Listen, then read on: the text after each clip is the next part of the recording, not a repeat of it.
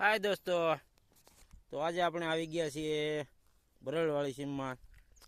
તો ચાલો આજની પોઝિશન શું છે, વાદળ કેવું છે, વરસાદની કેવી શક્યતા છે એ મિત્રો તમને બતાવું.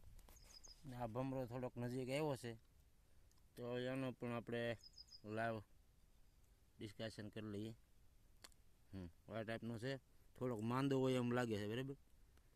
નકર હંમેશા ભમરો છે એ આપણી આજુબાજુ ગુણગુણ કરતો હોય, પણ આ થોડોક બીમાર પડી ગયો છે. જો ને મારી બાજુ આવી રહ્યો છે.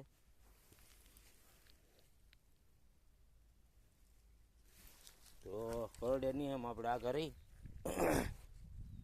તો આ રીતની છે, તેલના વોગા છે એકદમ ખરી ગયા છે, પણ જો આ વાવાઝોડું આવશે તો પછી કાંઈ ખેરવા પણ છે નહીં.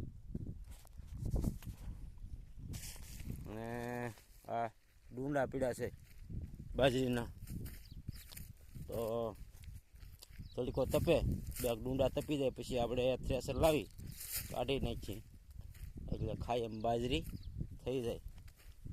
નહીંતર શું છે ભાઈ, વરસાદ જો આવી જાય છે, રોડે તો છે જ ત્યાં ઉત્તર ગુજરાત બાજુ, પણ આપણે શક્યતા થોડીક ઓછી છે એમ હવામાન વિભાગવાળા એમ કે જાણીતા આગાહીકાર અંબાલાલ છે ને પરેશભાઈ છે ને બધા વાત કરે છે કે ભાવનગરની આજુબાજુના વિસ્તારમાં થોડુંક ઓછું રહે, બાકી વેરાવળ છે, ગીર સોમનાથ છે, જુનાગઢ છે, રાજકોટ છે, અમરેલી છે, પછી કચ્છના એક બે તાલુકા જિલ્લા જેવો તાલુકા છે ને વડોદરાની એ બાજુનો વિસ્તાર છે અમદાવાદની, એમાં શક્યતા થોડીક વધારે છે.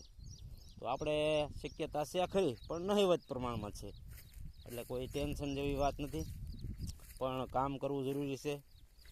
બને તેમ વહેલાસર બધું ભેગું કરી લેવું ભાઈ. ખેડૂતોને નિરણ પડી હોય, બાજરી હોય, તલ હોય એવા ખંખેરી લેવા, જેથી કરીને ખેડૂતોને નુકસાનીની ભીતિ ઓછી રહે.